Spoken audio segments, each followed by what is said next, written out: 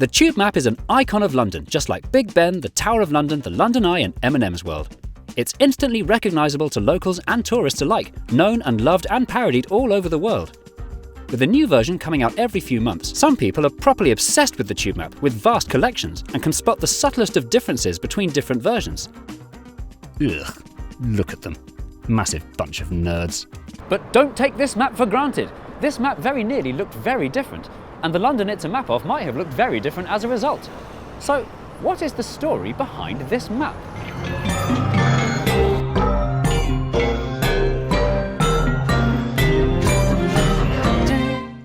In the mid-19th century, when privately run underground railway lines first started popping down all under London, the only maps of them available were the ones published by the private companies themselves, showing their own services in clear bold, and rival services, if they felt like it, in narrow, faint lines they didn't want you to notice. Because rival companies were often competing for the same passengers, they very often went out of their way to be uncooperative. This circular route was operated by two rival companies who hated each other. The Metropolitan Railway ran trains clockwise, and the confusingly similarly named Metropolitan District Railway ran trains anti-clockwise. Long story. If you wanted to go just one stop but you bought your ticket from the wrong booth, you had to go the long way round the circle. And there were plenty more examples of uncooperativeness where this came from. For example, if you wanted to change trains at Bank Station, you had to take the lift up to the street, cross the road, buy another ticket, and then take the lift all the way back down again. London's underground railways could have been so much more useful and attracted so many more passengers if they were all run together as a coordinated system. But it would take someone with a colossal bank account to make that happen. Fortunately for Londoners, in 1902 that someone came along, in the form of ambitious American railway tycoon Charles Tyson Yerkes, who had a colossal bank account, a colossal moustache, and a wife called Guttridge. This is my wife. Go on, tell him your name. Guttridge. Charles's very American idea was to run a railway network, a group of lines stretching in all directions across the city, where with one ticket you could start your journey on one line and end it on another. So he set up a company called Underground Electric Railways of London, or UERL for short, or UERL for shorter. With all the money he'd piled up, he went on an underground railway shopping spree, including 4 lines that hadn't even been finished yet.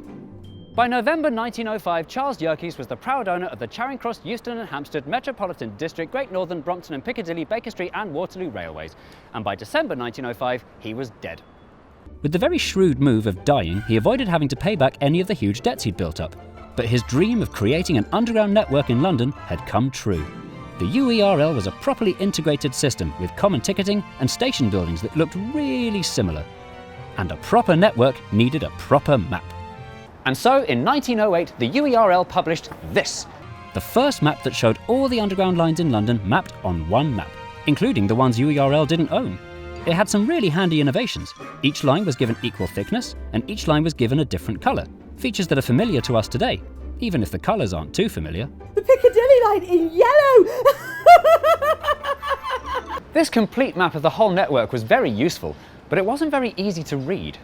With all the tube lines and roads and landmarks and Army and Navy and auxiliary stores, it was a messy clutter with too much information and looked like a plate of spaghetti. The problem was, the task of creating a map of the whole network that was both useful and easy to read was a notoriously difficult one. Lots of companies at this time published their own maps of London's network, each with their own approaches, some of them bonkers.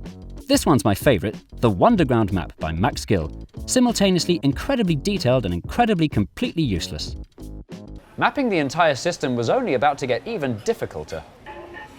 By the early 20s, the London Underground had begun sprawling uncontrollably out in all directions into the distant suburbs. To help manage this growth, the UERL appointed a new head of publicity, Frank Pick. Pick was obsessed with the tube's corporate identity, the notion that the whole system should feel more togethery. It was Pick's idea for every station to have a roundel, the iconic logo with the red circle and blue line, and for every sign to use the same font with the perfectly round O's and the little diamonds for dots above the eyes, and to commission all those lovely posters that your middle-class friends have in their kitchens. Most importantly, Pick wanted every leaflet and every poster on every train, on every platform, in every station to use the same map design. And so, in search of the perfect map, Pick turned to a designer named, altogether now, Frank Stingemore. Frank Stingemore's map from 1924 was the first to show the stations and the lines and nothing else. No roads, no landmarks, no nothing. Just a plain beige background. With easiness of reading at the top of Stingemore's priority list, his map did something that was basically cheating. To fit all the detail in, Stingemore took the naughty shortcut of not bothering to draw the distant suburbs to scale. For example, these stations on what we now call the Northern Line were bunched dishonestly together in a totally fictional straight line. But the thing is though, that's the thing. The thing is, this is the thing. The thing is, this didn't matter. For passengers trying to get from station A to station B, this map still served its purpose perfectly well. Unless you were driving the train, why did you need to know the exact length or exact bendiness of each bit of track? Come to think of it, even if you're driving the train, you don't really need to know that either, do you? Frank Pick was very happy with Stingemore's map, and the public were happy with it too. Stingemore's innovation had shown that a map could still be useful even if the scale was distorted. And it was this concept that inspired another designer to do something even more radical. And his name was... Is it Harry Beck? It's got to be.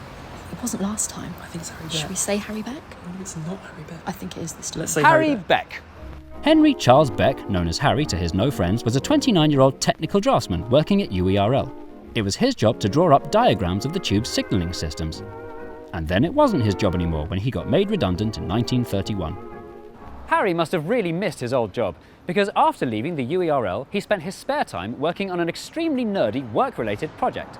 He nerdily imagined what it would look like if all the stations on the London Underground were represented connected like in a circuit diagram. He'd seen strip maps of individual lines that totally ignored geography. How hard could it be to combine them all together? While Stingemore's approach was to be a little bit naughty with scale, Beck's approach was that scale could absolutely go itself. Harry drew the entire network using only straight lines that were vertical, horizontal, or at 45 degrees. Here's one of his rough drafts where he rubbed out lines and replaced them with straighter ones. When he finally finished, it looked like this, an elegant, colourful design, with the stations in central London spaced evenly apart and the suburban stations bunched up close together. No opportunity was missed for symmetry, equal spacing, and parallelity.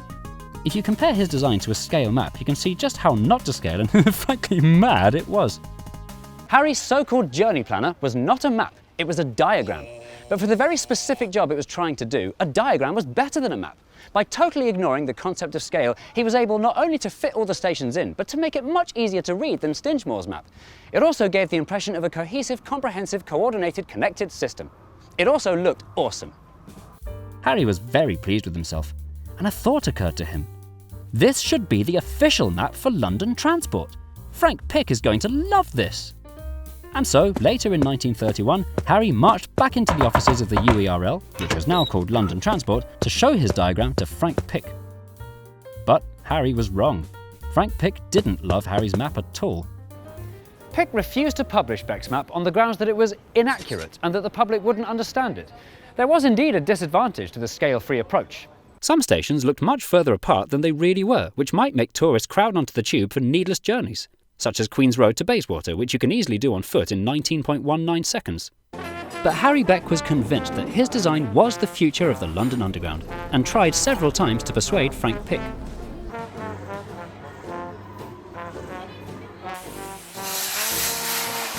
Eventually, Frank Pick gave in, and agreed that if Harry Beck agreed to leave him alone, he'd agree to print a very limited trial run.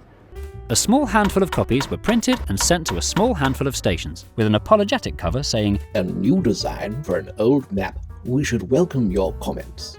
To the surprise of Pick and the "I told you so" of Beck, the comments they welcomed were overwhelmingly positive. The public seemed to have no trouble understanding Beck's concept. They blooming loved it. In 1933, Harry Beck's diagram officially replaced Frank Stingemore's map as the standard journey planner, used on all leaflets and all posters across the London Underground. Harry Beck had done it! But little did he know, things were about to go very, very wrong for him. Want to find out more? Stay exactly where you are and wait for the next dose of Unfinished London. Hi folks, just to say thank you so much for watching. I'm sorry it took a little longer than usual for me to get this video out, but I do have a really good excuse. Just a few weeks ago, the most amazing thing in the world happened to me. I downloaded Surfshark VPN. Surfshark VPN is an app and browser extension that encrypts your internet data and allows you to safely browse the web through more than 3,200 servers in over 95 countries around the world. Having Surfshark completely changes you into an internet user from another country, so you can view streaming services and discounts and all sorts of other things that might not be available in your country. That's why I've spent the last few weeks staying up all night binging TV programs that you can't normally watch on the British internet. Surfshark lets British people watch American Netflix, German people watch French Amazon Prime, Canadian people watch Mexican Disney Plus, and any other combination you can think of. And speaking as a Surfshark user, I know the importance of safety and security, which is why it's deliciously reassuring to know that using Surfshark has the added useful benefit of keeping your IP address hidden, keeping your data safe and private, so you can switch it on whenever you don't want to be tracked by advertisers, trackers, or hackers. And as your home fills up with new technology, you can rest assured that Surfshark lets you use one account on an unlimited number of devices. So, if you want the unbridled joy of Surfshark VPN for yourself, simply click on the link in the description below and use the code JForeman to get 83% off Surfshark plus an extra 3 months for free. It'll be the best thing that ever happens to you. And Surfshark offers a 30-day money-back guarantee. Honey, the baby just said his first words. What were they? He said Surfshark offers a 30-day money-back guarantee. Does that effectively make it a free trial? Yes, it does. Aww. So go on, make the most important decision of your life and download Surfshark VPN today. Ah, who's a useful and affordable little VPN? Surfshark is! Yes, you are. Yes, you are.